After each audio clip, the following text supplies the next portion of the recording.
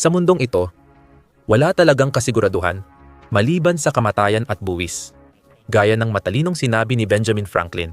Gayunpaman, mula pa sa simula ng kasaysayan, may isa pang palaging nasasaksihan sa mundo. Digmaan. Ang tag-init ng 2025 ay ika-80 anibersaryo ng pagtatapos ng ikalawang digmaang pandaigdig, ang huling malaking labanan sa mundo. Tinatayang 185 milyong tao ang namatay sa digmaang iyon. Kaya ito ang pinakamalalang labanan sa kasaysayan ng tao.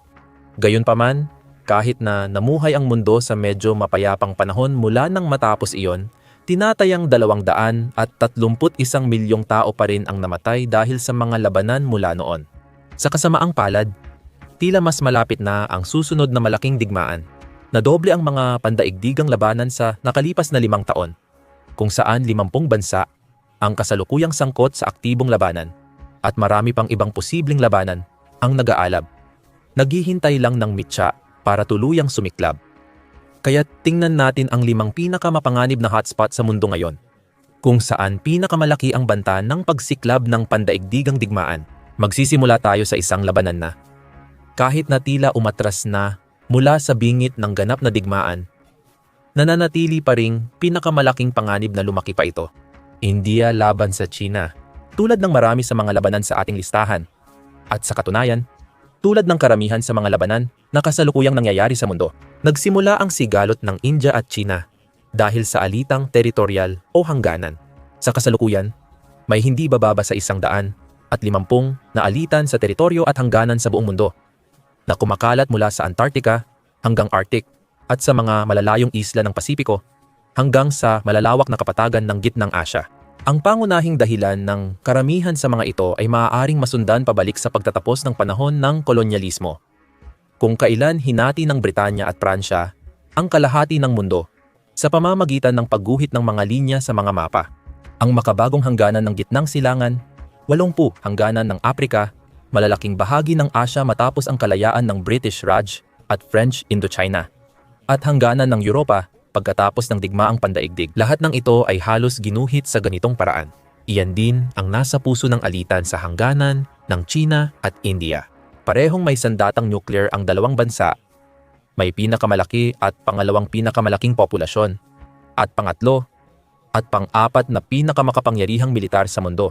Kung magkakaroon ng malawakang sagupaan sa kanila, malamang mauwi ito sa masamang sitwasyon. Ang kontrobersya ay nag-ugat pa noong kasunduan noong 1914 na pinirmahan ng Britanya at Tibet, na nagresulta sa hangganang dumadaan sa Himalayas. Tinawag itong McMahon Line mula kay Henry McMahon, kalihim panlabas ng British Indian na nagpasimuno sa hangganan. Hindi kasali ang China sa kasunduan. At mula nang mag-ugnayan ito sa India at aneksahin ang Tibet noong 1950 at 50 tinutulan nito ang hangganan at iginiit na walang kapangyarihang pumirma ng kasunduan ang Tibet. Bilang resulta, nagkaroon ng patuloy at hindi pa nare-resolbang alitan. May 15,000 milya kwadrado ng teritoryo sa kanluran ng Line of Actual Control na kontrolado ng China, na inaangkin ng India. Pinamamahalaan ng India ang 34,750 milya kwadrado sa silangan na itinuturing ng Beijing na teritoryo nila. Lalong tumindi ang tensyon noong huling 1950 at nauwi ito sa labanan noong 1962 na tumagal ng 1 buwan at nagdulot ng libu-libong namatay sa magkabilang panig. Pagkatapos ng labanan, naglatag ang China ng Line of Actual Control na nagpapatibay sa kanilang pagsulong. Noong 1967, nagkaroon ng labanan na nagdulot ng daan-daang sundalong namatay sa magkabilang panig. Noong dekada 1980 muntik ng magkasagupaan dahil inakala ng China na pag-atake ang ehersisyong militar ng India. Maliban sa sagupaan sa Gulvan Valley noong 2020 na nagdulot ng pagkamatay ng 20 sundalong Indian at 4 hanggang 43 sundalong Chino. Sa kabuuan, nanatiling matatag ang L-Sea, lalo na pagkatapos ng sagupaan sa Gulvan Valley. Malaki ang naging pagbuti ng relasyon sa pagitan ng China at India. Kabilang na ang isang kasunduan noong 2024 tungkol sa pangunahing pinagmumulan ng tensyon sa rehiyon ng Ludak. Ang pagbabalik ng direktang biyahe at pagluluwag ng visa ay nagbigay daan sa mga Indianong peregrino na bumisita sa mga sagradong lugar sa Tibet. Pagkalipas ng 6 na taon, naging kapwa silang nagtatag ng Brazil, Russia, India, China, South Africa Economic Bloc. Noong Agosto 31, 2025, nangako sina Pangulong Xi Jinping ng China at punong ministro Narendra Modi ng India na aayusin ang matagal nilang alitan sa hangganan sa 2022. Sa unang tingin, ang mga hakbang ng pagkakasundo nitong mga nakaraang taon ay nagpapahiwatig na bumababa at hindi tumataas ang posibilidad ng hidwaan sa pagitan ng dalawang makapangyarihang bansa. Pinapalala ng kaguluhang pampulitika sa karatig bansa ang sitwasyon, lalo na kung magkasalungat ang interes ng dalawang bansa. Naranasan ng Nepal at Bangladesh ang pagbagsak ng pamahalaan dahil sa mga pag-aalsang masa noong nakaraang taon, habang patuloy ang Myanmar sa walang katapusang digmaang sibil. Habang tumataas ang temperatura at pagnanais ng karahasan sa buong rehiyon, napakaraming posibleng salik na magdudulot ng kaguluhan na hindi na mabilang. Isa pang sagupaan sa pagitan ng India at China sa malapit na hinaharap, lalo na kung isa sa alang-alang mo, ang malalim na pakikialam ng China sa pangalawang nakaambang labanan sa ating listahan, ang India laban sa Pakistan. Ang ugat ng alitan ay ang mga linyang iginuhit ng mga Briton sa mapa, particular, ang orihinal na paghati ng mga Briton noong 1947 na lumikha ng India na mayoryang Hindu at Pakistan na mayoryang Muslim mula sa dating kolonya ng United Kingdom. Sa kasong ito, hindi tulad ng alitan ng India at China, malakas ang dahilan na masasabi nating tunay na nagkakapuotan ang populasyon ng dalawang bansa.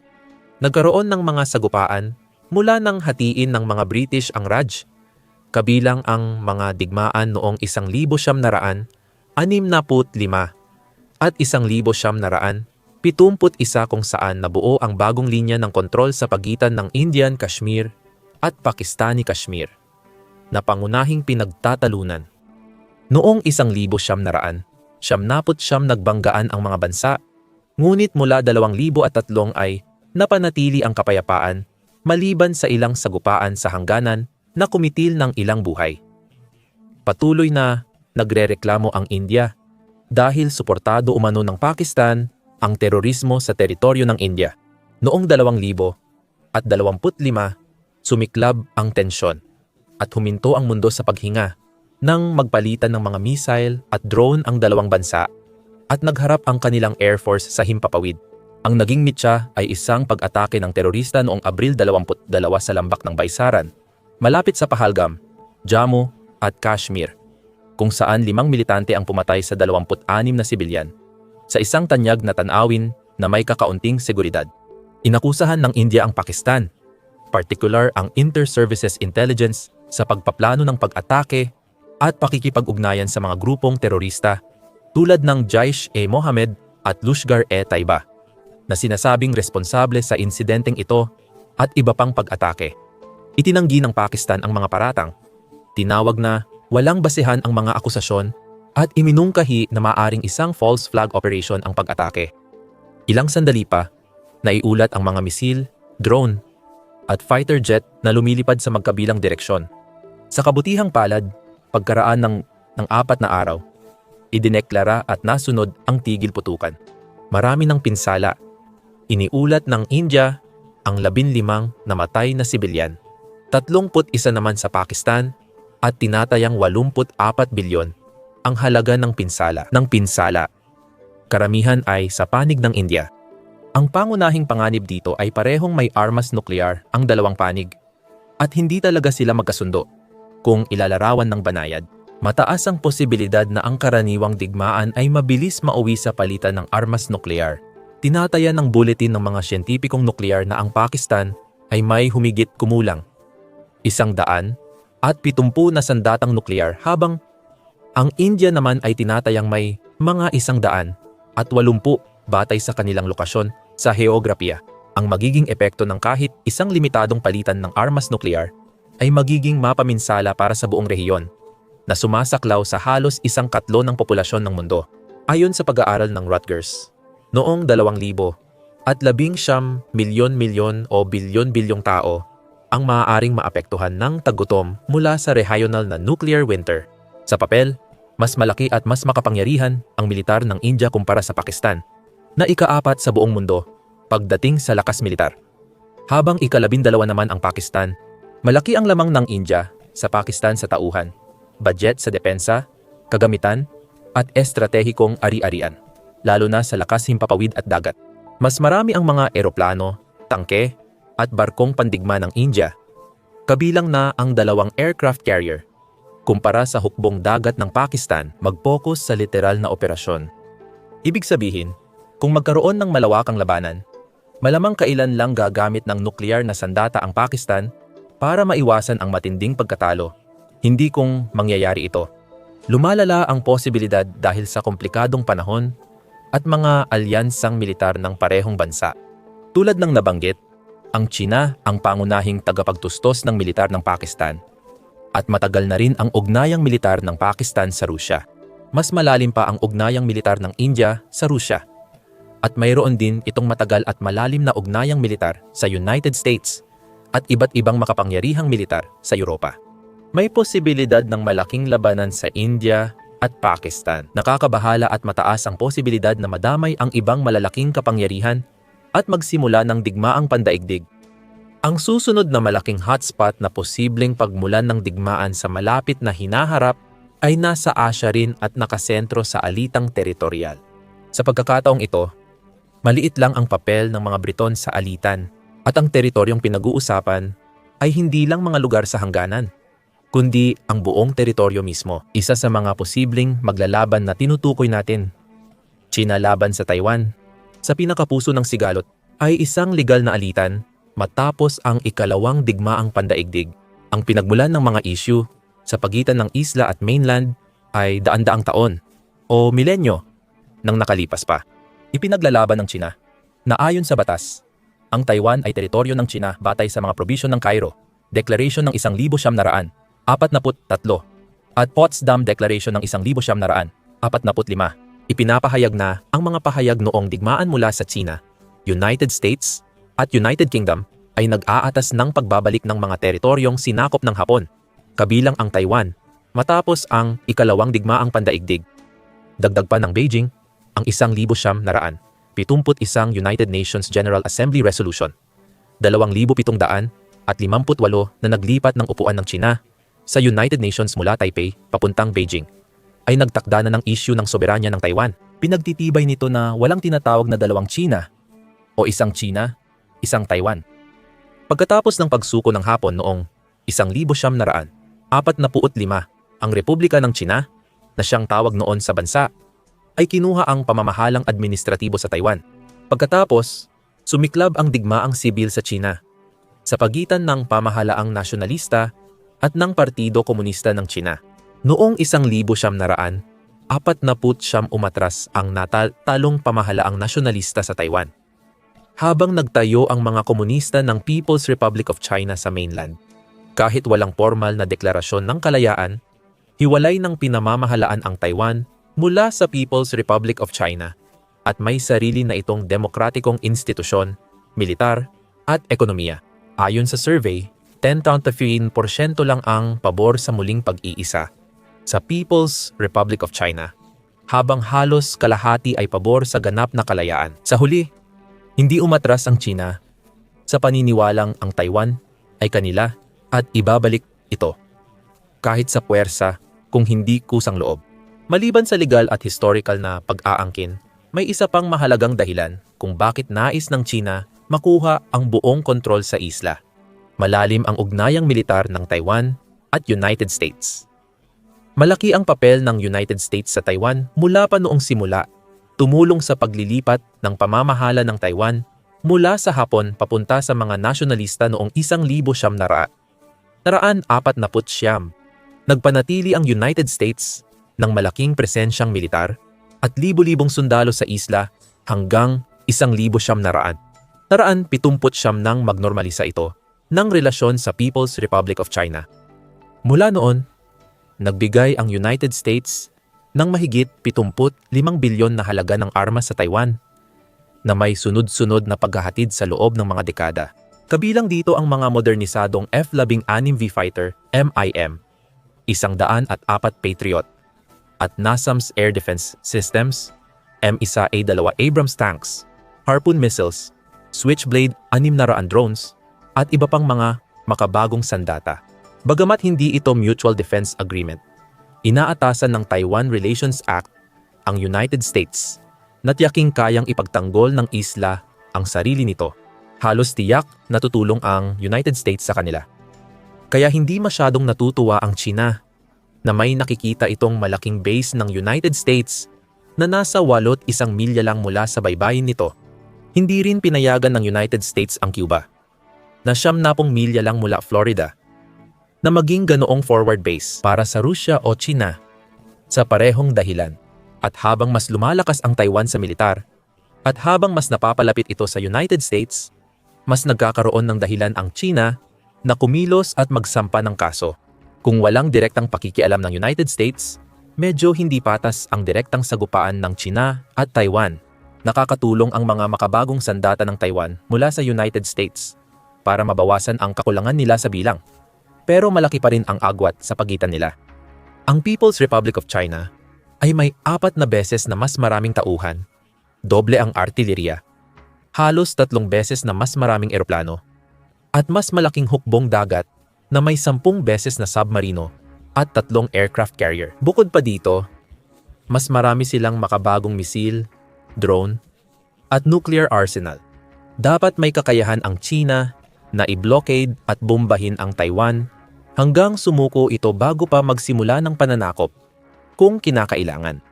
Gayunpaman, halos hindi maiisip na kung aatakihin ng China ang Taiwan. Basta na lang manonood at walang gagawin ang United States at iba pang mga kaalyado. Sa ganitong sitwasyon, ang United States wildcard ay parang tabak na 2 talim. Sa isang banda, ang posibilidad ng digmaan laban sa United States ang pangunahing dahilan, kaya pinipigilan ng China ang pagsalakay sa Taiwan. Kung gagalaw ang China, malamang makikialam ang United States na maaring magdulot ng mas malawak at posibleng nukleyar na sagupaan. Samantala, mga 1,000 milya hilaga ng Taiwan, halos ganito rin ang sitwasyon sa Korean Peninsula, kung saan naroon ang Hilagang Korea at Timog Korea. Ngayon naman, hindi lang ang United States ang malamang na madadamay, kundi pati na rin ang 2 pang nuclear superpowers ng mundo, ang Rusya at China. Katulad ng sigalot sa pagitan ng China at Taiwan, ang sigalot sa pagitan ng Hilagang Korea at Timog Korea ay isa ring labanan sa pagitan ng mga taong halos magkapareho ang lahi. Ngunit malaki ang pagkakaiba sa ideolohiya. Sa pagtatapos ng digmaang Koreano, isang kasunduang tigil putukan ang nilagdaan at isang demilitarisadong zona o demilitarized zone ang itinatag sa pagitan nila. 60 taon nang umiiral ang marupok na kapayapaan sa 100 at 55 milyang lugar na ito. Isa sa pinakamaligaw na kagubatan sa mundo na tirahan ng libu-libong uri ng hayop ay napapalibutan ng isa sa pinakamahigpit na depensadong lugar na may libu-libong artilyeriya at milya-milyang landmine sa magkabilang panig. Dahil ang 9 milyong tao sa kabisera ng Timog, ang Seoul ay madaling abutin ng mga misil ng Hilaga kung pababayaan lang sila sa kanilang sariling paraan. Magiging isang kawili-wili kahit na sobrang marahas na sagupaan sa pagitan ng 2 panig. Nasa isang panig ang teknolohikal na abanteng Timog Koreano. May 600,000 aktibong tauhan at reserbang puwersa na nasa 3.1 milyon, kaya't ika-5 sa pinakamalaking hukbo sa mundo. Armado sila ng world-class na kagamitan gaya ng K-2 Black Panther main battle tank at K-Shyam Thunder na gawa rito. Ang self-propelled howitzer ay itinuturing na pinakamahusay sa klase. May mahigit 1,000 eroplano ang kanilang Air Force sa buong mundo, kabilang ang F-35A stealth fighters, F-15K Slam Eagles at FA-50 light fighters. Ang Navy ay may higit 200 aktibong barko, kasama ang submarino at amphibious warfare ships. at parehong may malawak na hanay ng sopistikadong bala na maaaring gamitin mula sa mga platapormang ito. Ang makakaharap nila ay ang lihim na hilaga, na ang kakayahang militar ay marahil ang pinaka-hindi nauunawaan sa lahat ng medium hanggang malalaking puwersang militar. Pinaniniwala ang mayroon silang mahigit 12 milyong aktibong tauhan at karagdagang 500 at 60,000 na reserba. Kaya't ang Hilagang Korea ang ika-34 na pinakamalaking militar sa buong mundo.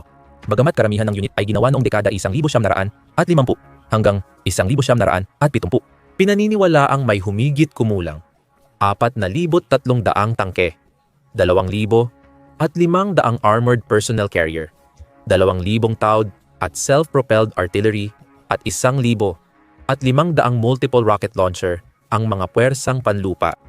Tinatayang 70% ng ground forces at 60% ng naval forces ng Hilagang Korea ay laging nakatalaga sa timog ng Pyongyang-Wonsan Line. Ibig sabihin, kaya nilang magsagawa ng biglaang pag-atake anumang oras dahil sa madalas at husay ng kanilang regular na pagsubok.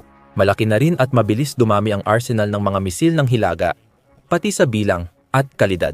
Kasama rito ang matagumpay na pagsubok ng hypersonic missiles na may maneuverable warhead.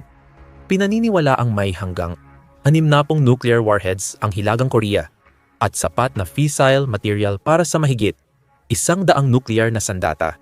May pagtataya na maaring umabot ito sa 200, pagsapit ng 2,000 at 27. Nagsagawa ito ng mahigit 100 ballistic missile tests na kayang magdala ng nuclear warheads, kabilang ang short, medium, intermediate, intercontinental range missiles at mga variant na inilulunsad mula sa submarino. Pinaniniwala ang may malalaking imbakan ito ng chemical at biolohikal na sandata na maaaring gamitin sa mga nabanggit na missile o kahit ipasok sa mga bala ng artilyeriya.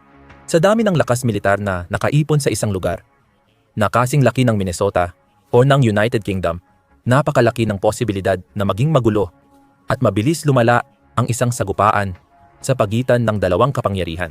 May maliit ding usapin ng malalalim na ugnayang militar sa mga bansang may sandatang nuklear sa magkabilang panig na nagpapalala sa sitwasyon. May kasunduang depensa ang Hilagang Korea at China. Mula 1961, inaatasan nitong magtulungan ang magkabilang panig kung sakaling atakihin ang isa sa kanila. Noong 2024 nagkaroon din ng kasunduan ang Hilagang Korea at Rusya at ipinakita nila ang kahandaang tuparin ito.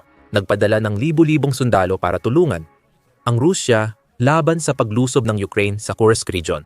Tinatamasa rin ng Timog Korea ang proteksyon ng 1,953 Mutual Defense Treaty kung saan nangako ang United States na ipagtanggol ito laban sa armadong pag-atake, kabilang ang banta ng nuklear mula sa Hilagang Korea. Noong 1971, inalis ng United States ang kanilang taktikal na sandatang nuklear sa Korean Peninsula. Gayunpaman, ayon sa kasunduan, lubos pa ring protektado ang Timog Korea ng nuclear shield ng United States, na kilala rin bilang nuclear umbrella o extended deterrence, bukod pa sa mismong nuclear shield. May maraming base ang United States sa Timog Korea na may 28,000 sundalo. Kaya mahirap isipin na magkakaroon ng malaking sagupaan sa peninsula nang hindi madadamay ang iba pang malalaking kapangyarihan sa huli o sa kalaunan. At ang pinaka-nakakatakot na bahagi tungkol sa anumang sagupaan sa pagitan ng alinman sa mga pangunahing kapangyarihan sa mundo ay ito. Lahat sila, pati na ang United States, ay may limitadong stock ng karaniwang sandata na posibleng hindi sapat para sa ganap na tagumpay. Habang tumatagal ang labanan, mas lumalaki ang banta ng digmaang nuklear. Mabuti na lang, sa kabila ng mga pagbabanta, mukhang wala pang malakas na interes ang alinmang panig sa ganap na sagupaan sa ngayon. Ang Timog Korea ay isa sa pinakamasigla at maunlad na ekonomiya sa mundo at hindi dapat masira ng isang malaking digmaan. Karamihan sa mga taga-Hilagang Korea ay sinasabing namumuhay sa kahirapan sa agrikultura. Laging may malaking panganib na si Kim Jong-un ng Hilagang Korea ay mapuwersa ng matinding problemang pang-ekonomiya na maisipang digmaan bilang solusyon. Gayunpaman, ang lumalaking kalakalan sa Rusya at pagbuti ng relasyon sa China matapos ang estratehikong kasunduan noong nakaraang taon ay tila nakatulong na mabawasan ang panloob na presyon kay Kim. Habang tumitibay ang bansa, mas gaganda ang pakiramdam ni Kim at bababa ang tsansa ng digmaan.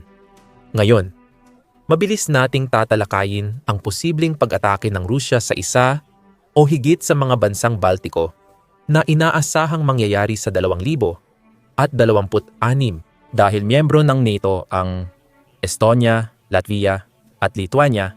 Anumang pag-atake ng Rusya sa kanila ay magpapagana sa Artikulo 5 ng NATO na magdudulot ng agarang pakikialam ng buong alyansa. Ang mga panganib sa Europa ng ganitong banggaan ay nagsasalita na para sa kanilang sarili.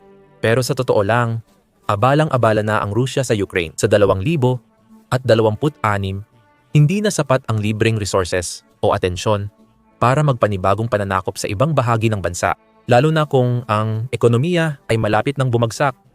Ayon sa marami, maliban kung ma-provoke ang Rusya, lalo na sa Kaliningrad, malabong subukan ng gipit na Rusya ito. Habang may digmaan sa Ukraine, naway manatili ang mahinahong pag-iisip sa bawat rehiyon. Nabanggit na rin ito para sa susunod na taon.